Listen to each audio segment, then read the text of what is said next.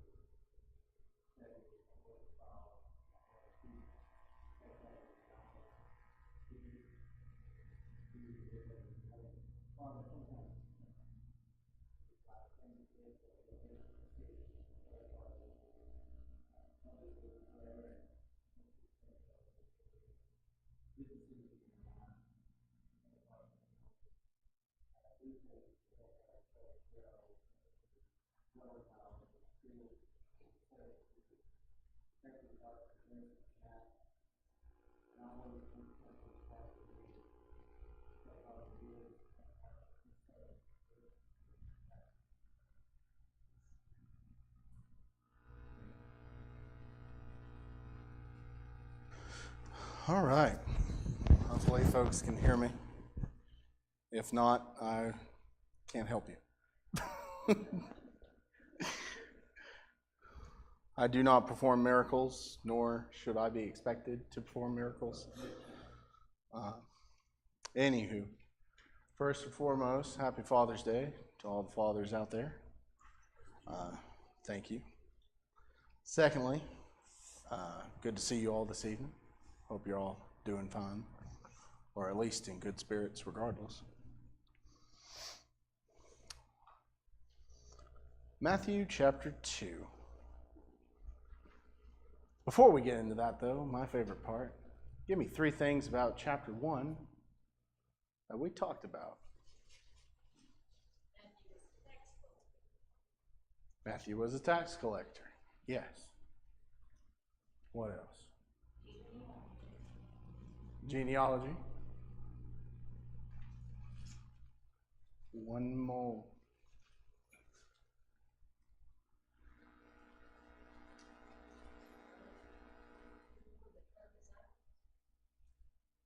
Well, he was one of the 12 disciples. And the birth. The birth. Mary about to be giving birth to Jesus. Her husband told not to put her away. Told not to. It was from her. Yeah, it was from Jesus. It was the Son of God. Not to put her away, in our first recording of the New Testament within the book itself. Now we see a dream is being used. Of course, we'll hear in chapter 2 in a short moment, we'll probably see a couple more dreams on top of that. However, we'll go ahead and read it, and then we'll go over it shortly. Chapter 2. Now after Jesus was born in Bethlehem of Judea, in the days of Herod the king, behold, wise men came from the east, came to Jerusalem, saying, Where is he who has been born King of the Jews? For we have seen his star in the east and have come to worship him. When Herod the king heard this, he was troubled, and all Jerusalem with him. And when they had gathered all the chief priests and scribes of the people together, he inquired of them where the Christ was to be born. So they said to him, In Bethlehem of Judea, for thus it is written by the prophet, But you, Bethlehem, in the land of Judah, are not the least among the rulers of Judah, for out of you shall come a ruler who will shepherd my people Israel.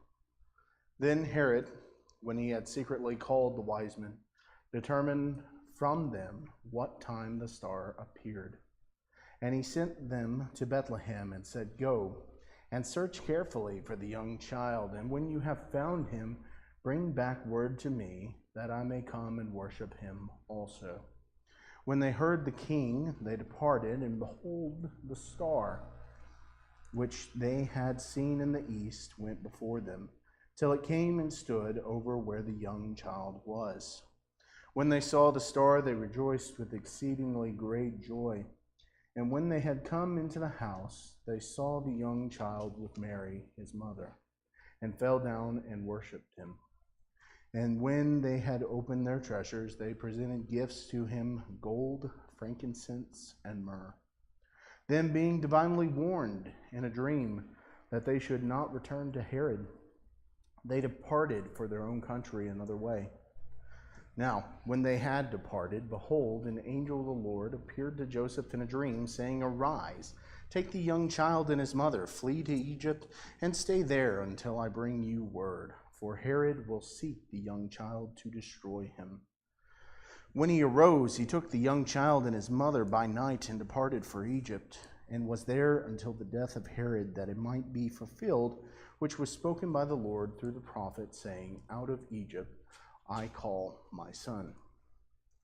Then Herod, when he saw that he was deceived by the wise men, was exceedingly angry, and he sent forth and put to death all male children who were in Bethlehem and all its districts, from 2 years old and under, according to the time which he had determined from the wise men. Then was fulfilled what was spoken by Jeremiah the prophet, saying, A voice was heard in Ramah, lamentation, weeping, and great mourning, Rachel weeping for her children, refusing to be comforted, because they are no more.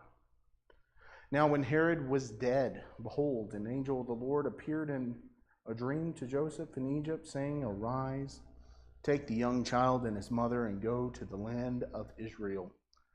For those who sought the young child's life are dead. Then he arose, took the young child and his mother, and came into the land of Israel. But when he heard that Archelaus was reigning over Judea instead of his father Herod, he was afraid to go there. And being warned by God in a dream, he turned aside into the region of Galilee. And he came and dwelt in a city called Nazareth, that it might be fulfilled which was spoken by the prophets, He shall be called a Nazarene.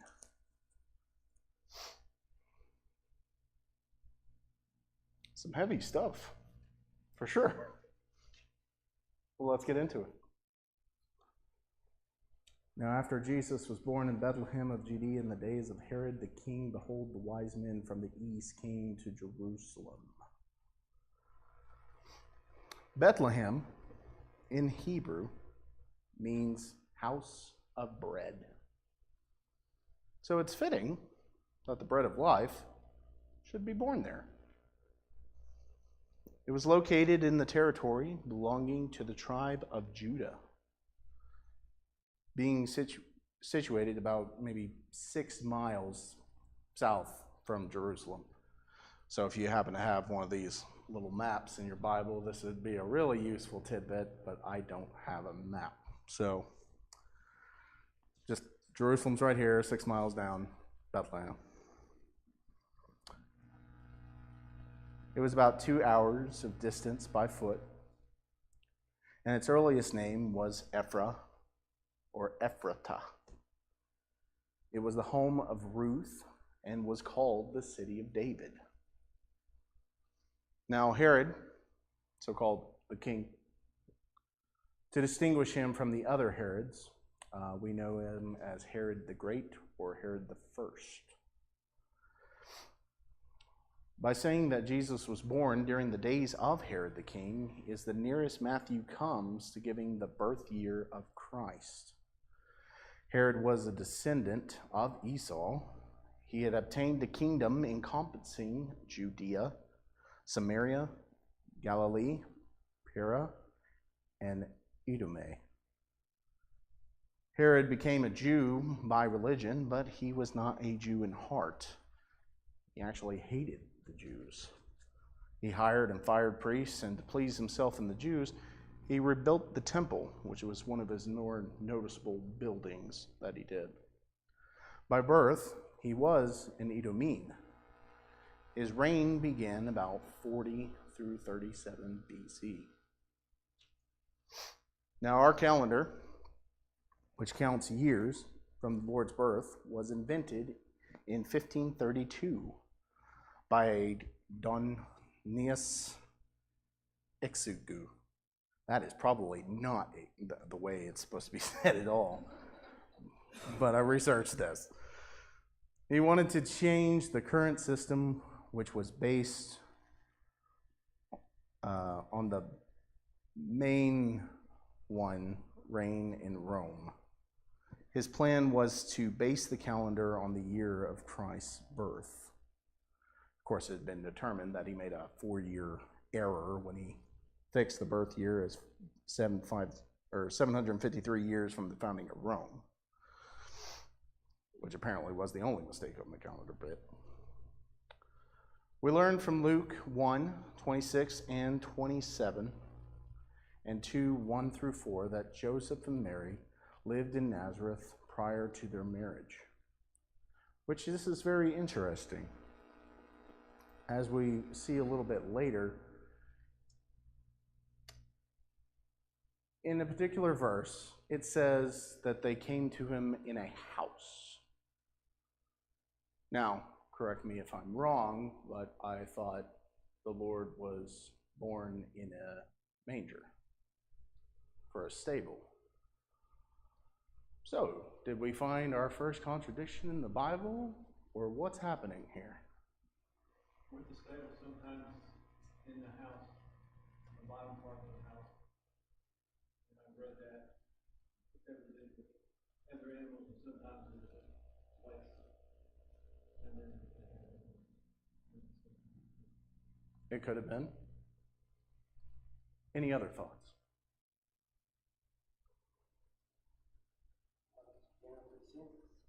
General consensus? Okay. Now, it could be possible, and it could be the fact of how nativity scenes are put together, with the wise men and the shepherds being all in one time period. Which, if you had to think, so Herod, at this point, would be in Jericho. He has a nice little winter holdup up in there. And from that, Jericho is about 18 to 23 miles away north from Jerusalem. So, of course, by the time this guy heard of Jesus' birth, there may have been some time in particular that or the wise men in particular got to Jesus. Whereas Luke could be showing us an earlier recording of what actually happened on the day of his birth. The 3 shepherds showed up before the 3 wise men, which I thought that was an interesting little tidbit. That could be a huge possibility. The wise men showed up some time later, maybe even a couple of years. Yeah. Exactly. the shepherds, they were at his birth. Right, the shepherds were at their birth. From the fact is, he's seeking children 2 years and down, to tell me that the wise men didn't show up at least for a year or so. between 1 and 2 years after his birth. Yeah, there would have been some considerable amount of time. Russ, he would have been 1 after 2 years. So, Denomination, I think it's to show everybody there, that's what the wise man and took it all. And then, which are not correct, either. I'm talking about some of them, the hippies think you see Christmas time. right. That's not correct. I thought it was just very interesting because I don't think I've ever seen that nativity scene with the wise men and the shepherds being split up like that. Nobody ever said this is months later or years later, possibly. So I thought that was cool. Yeah. I mean, it would seem that it would be at least a year later with Herod, when they came by to see Herod, and said, when did you first see this star? But that would have been the point that he would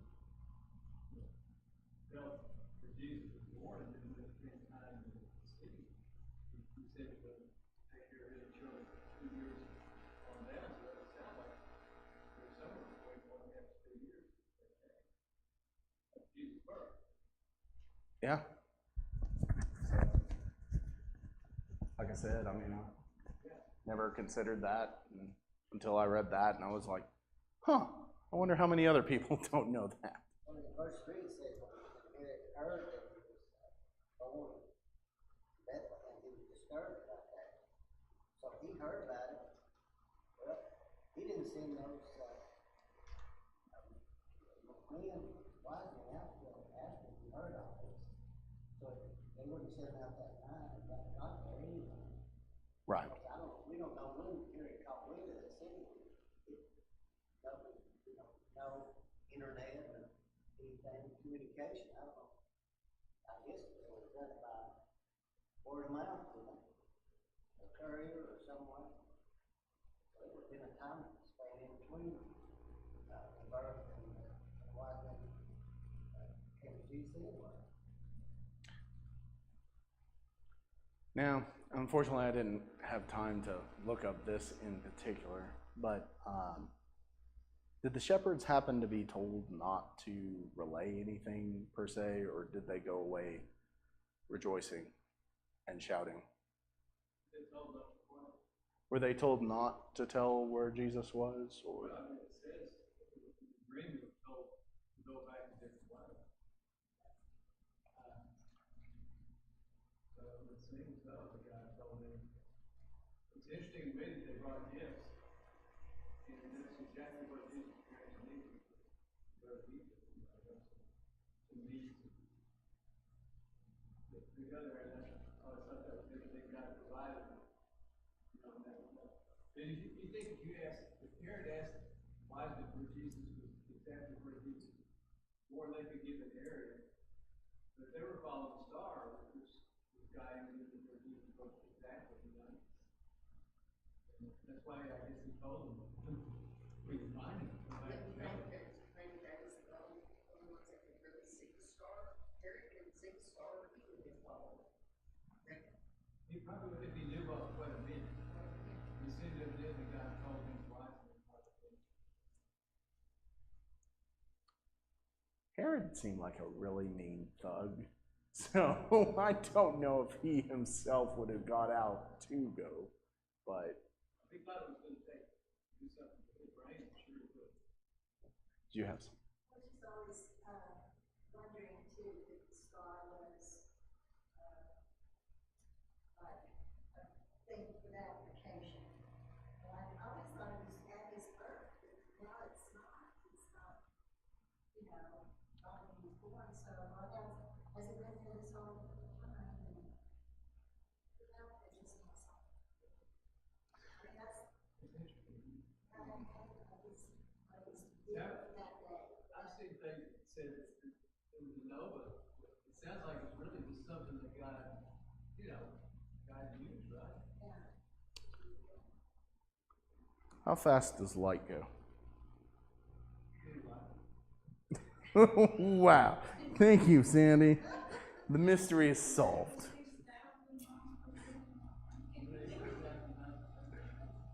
It's really fast. Do you know how much that travels in a year?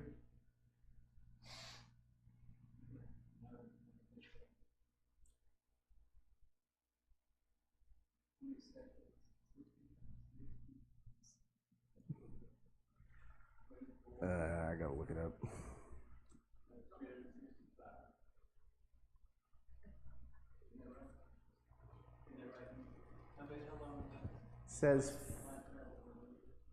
Says 5.88 trillion miles.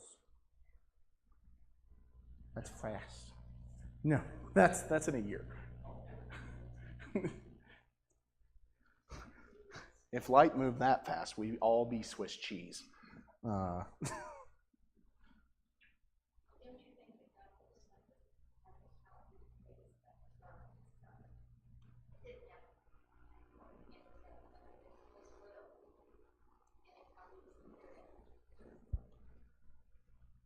It may have well very possibly been.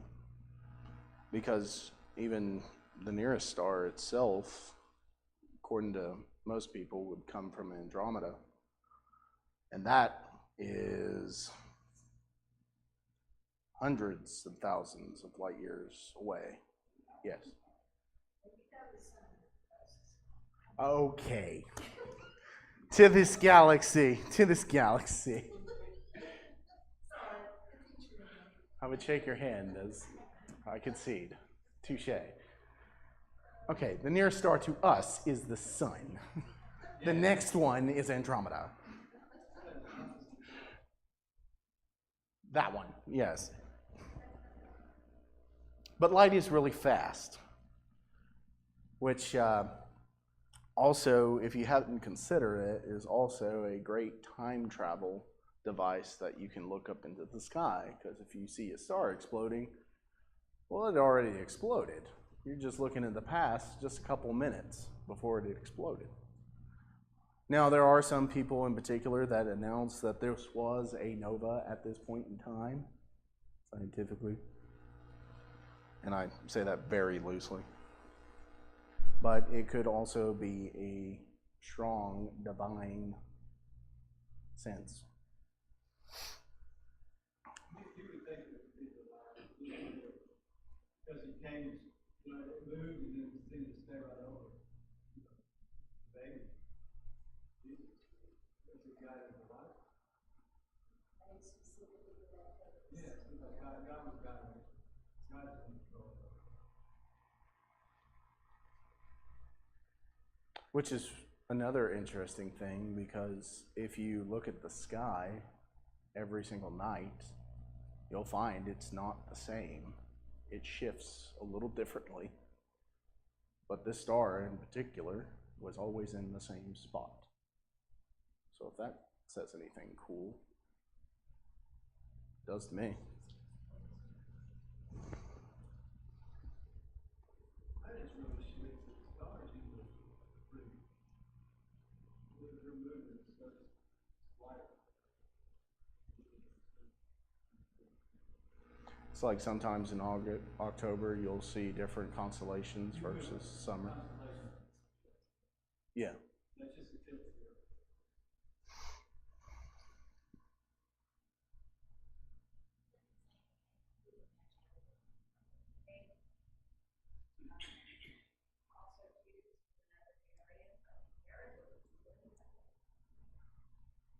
you. Now, it does refer to them at some point as kings, but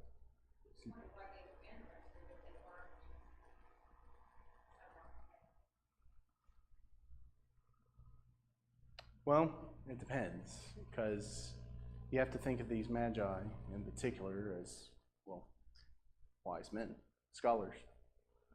If in a pursuit of knowledge in particular, a scholar will go out of his way to learn said knowledge, regardless of what he gets out of it.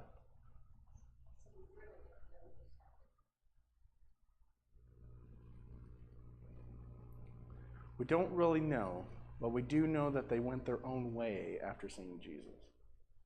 And they brought 3 gifts.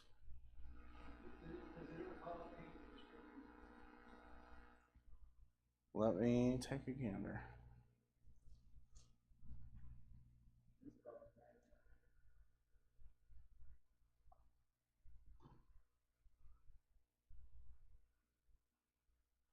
says in the note, it says the cash the wise men specializing in astrology, medicine, and natural science.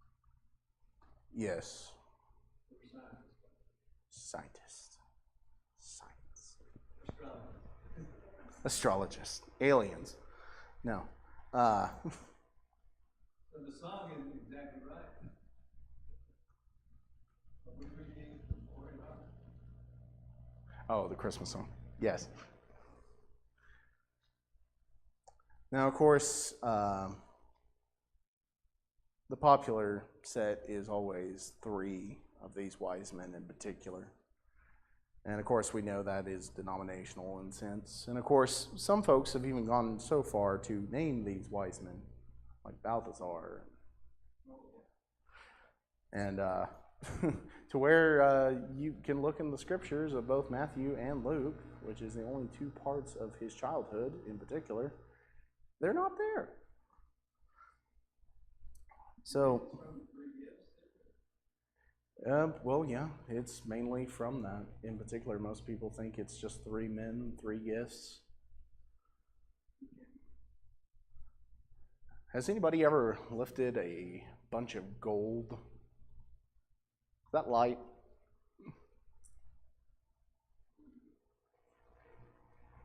Maybe. Who here has a bunch of gold? Please raise your hand so we can let the people on live know. It's expensive.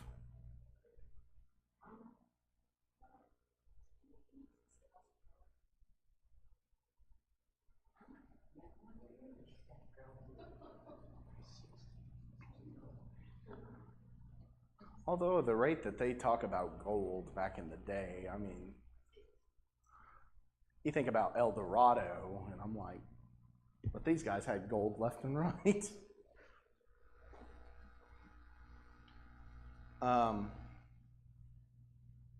And the frankincense in particular. I know Sandy a few weeks earlier was burning that lavender incense, and I mean, it was strong, but I felt like I was at home because my mom's usually burning incense at that point, and I'm like, this is good, that's good. My father had a buckwheat pillow that he would always lay on, and he'd always pour some lavender scent on there as well. So every time you laid down on that pillow, you were out like just a couple of minutes because the smell was so relaxing. But frankincense is not lavender, so do not think that. Frankincense, of course, is its own incense, its own flavor on that scent. And then they brought myrrh. What is myrrh?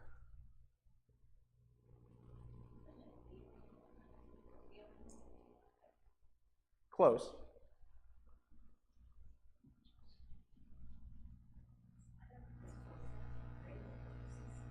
It is for medical purposes.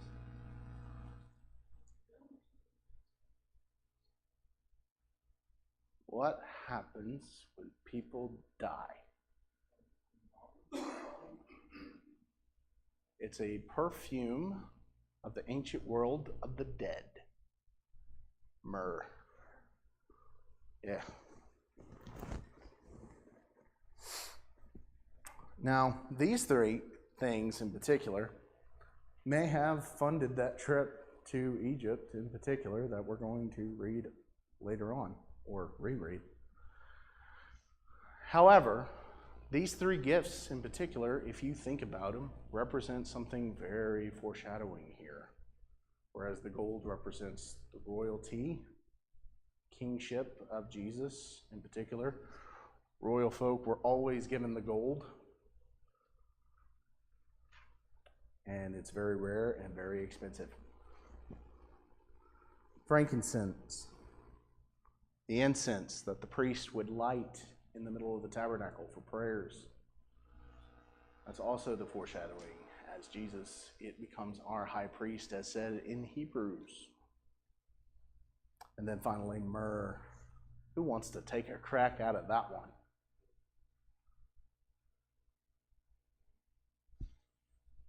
It's the sacrifice. that he's going to be performing later on his life. These three gifts are given to him at his birth. How hair-raising is that? That is creepy. Very creepy. I never put the two and two together, but when I came across that bit, I was like, play the X-File theme right now. What?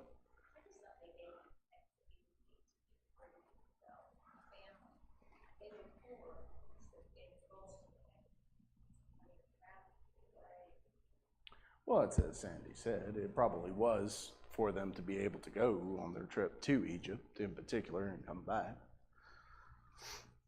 But it does have a ominous foreshadowing for sure.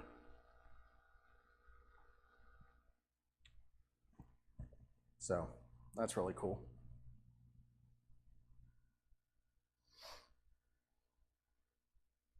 So we learn that these events themselves are a little separate.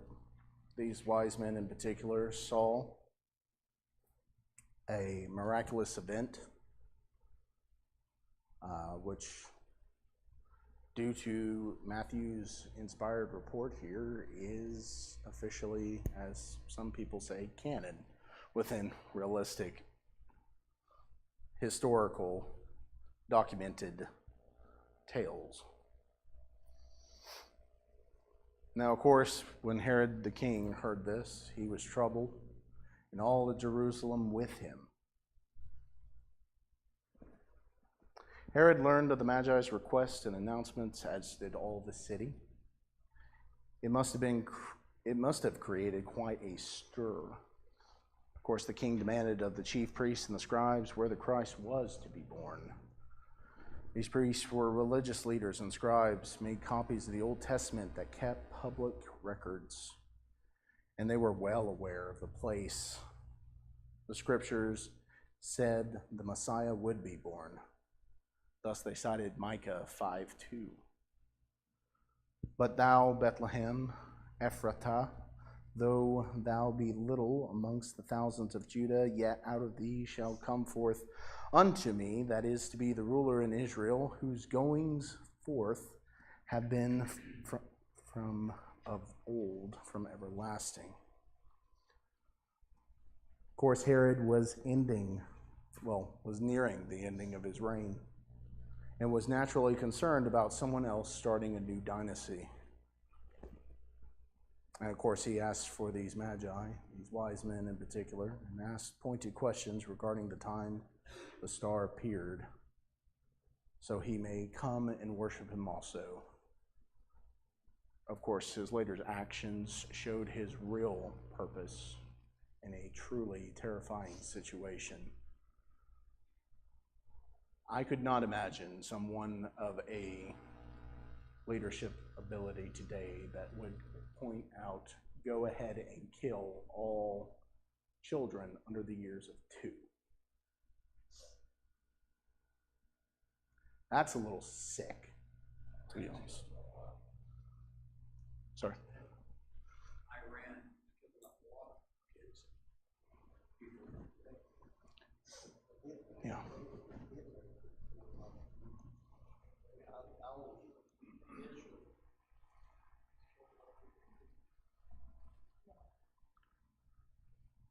It's terrible, regardless.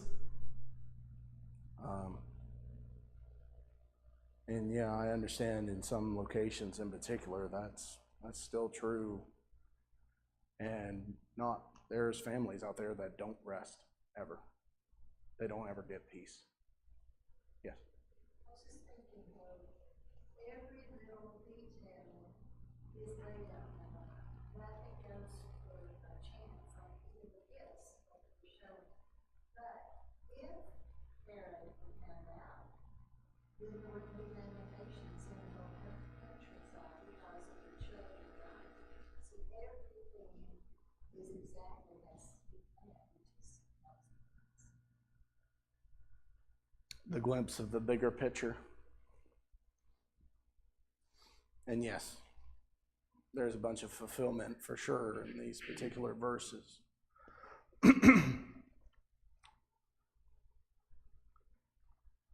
Now, of course, they went ahead and fell down and worshipped him as soon as they came by, the Magi. Of course, they knew him more to be than a mortal. And of course, the gifts that they had brought were timely, since the family, of course, again, had to leave Bethlehem to protect the baby to Egypt. Now, in particular, it's interesting that they also go back down to Egypt, because what does that also parallel with in a certain sense? Anybody?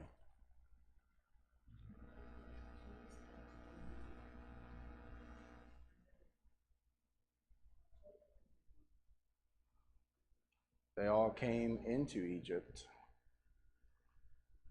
So, of course, when they left Egypt, guess where they went again?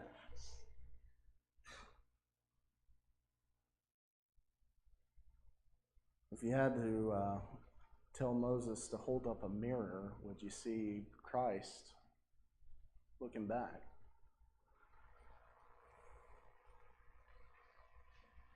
I'm claiming that. That's a good line. Nobody else can take that. I got it. And of course, when they departed, behold, an angel of the Lord appeared to Joseph in a dream, saying, Arise and take the young child and his mother and flee into Egypt, and be thou there until I bring thee word, for Herod will seek the young child to destroy him.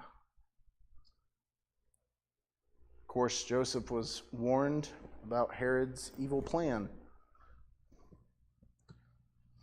He was ordered to take his family and flee into Egypt. God could have protected them, but from Herod, miraculously, in Palestine.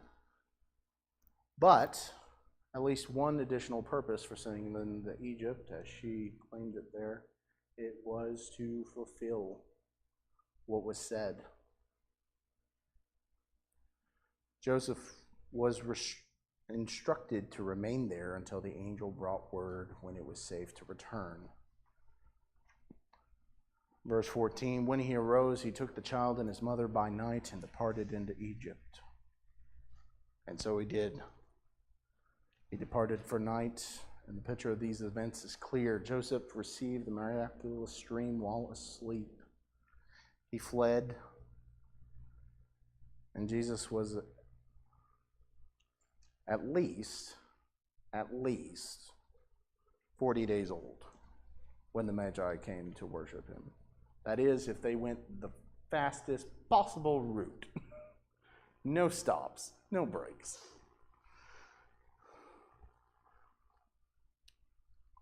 Neither the arrival of the Magi, nor their departure, nor the flight of Joseph and Mary was known to the people of Bethlehem. To Joseph and Mary, that was a night of very conflicting emotions. Equally surprised and delighted by the congratulations and presence of the Gentile strangers, they had gone to sleep only to be terrified by the announcement that Herod would seek to kill the child whom the Magi had worshipped. They find, as they found from the beginning, that the high honor of being the earthly parents of the Lord of glory, like every other given honor, must be attended by sorrow and self-sacrifice.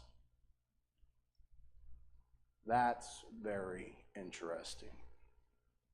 Even the parents of Jesus, in particular, didn't get out of suffering. They had their strong times of joy. They had their very strong times of utter terror, just like you and I. Well, it depends upon the situation. So we don't have a king specifically hunting us down, even though we know there are certain nations that don't really like us. But that's not the only scary event that you've got out there. You could almost fall off a cliff. You could almost fall down the stairs. You could almost fall off a deck while trying to trim the tree. I almost did that yesterday. Luckily, my wife was there.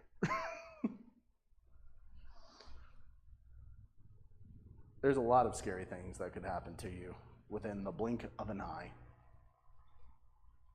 One of the most terrible deaths I've ever heard of, unfortunately, it was another brother in Christ in particular a few years ago. He was at work on the factory and his clothes got caught on the conveyor belt.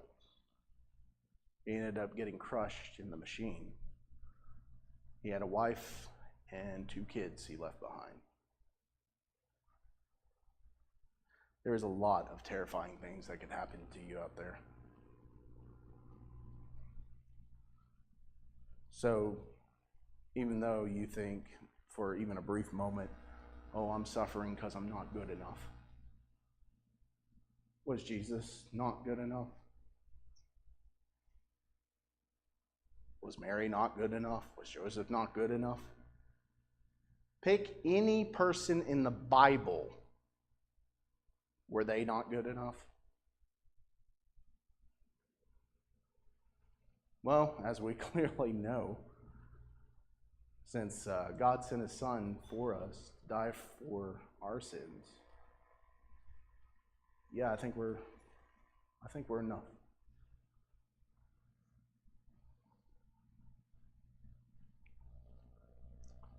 The point being is, you're not alone.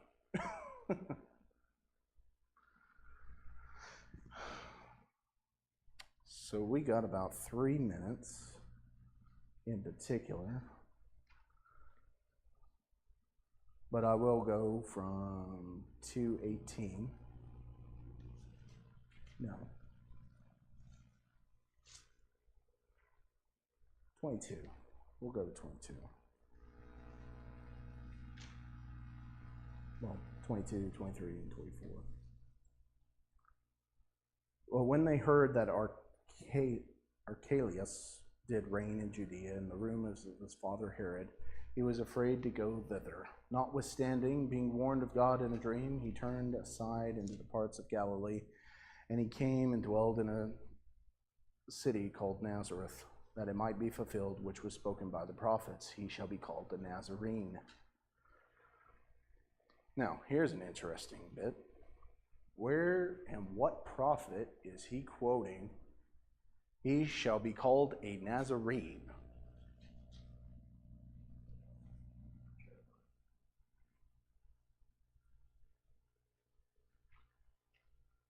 Maybe.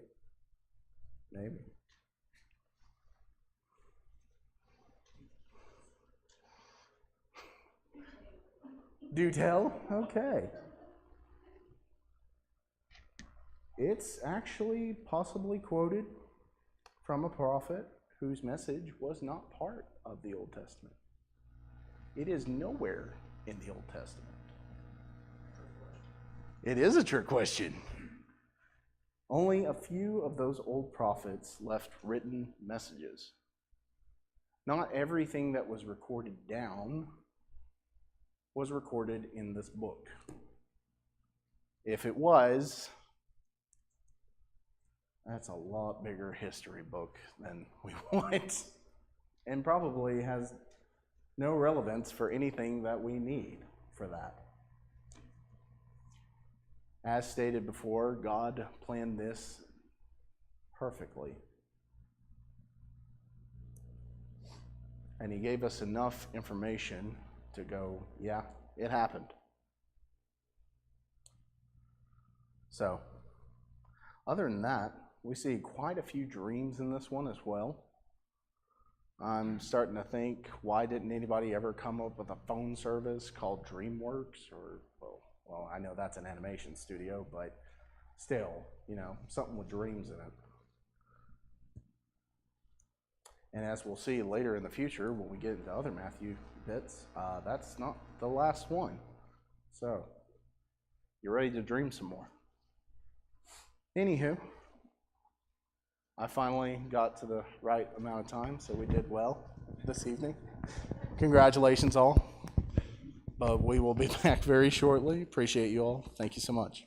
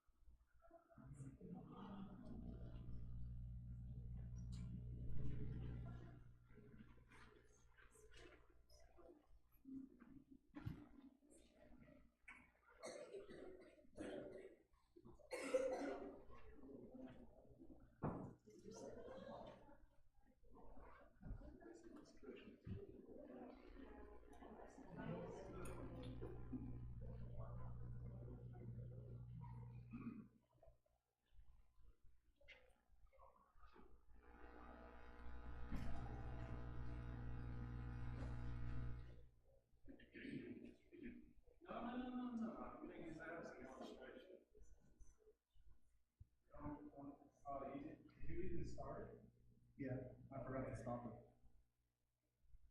But it's not. One of the things I go to sleep at night and go, I can start the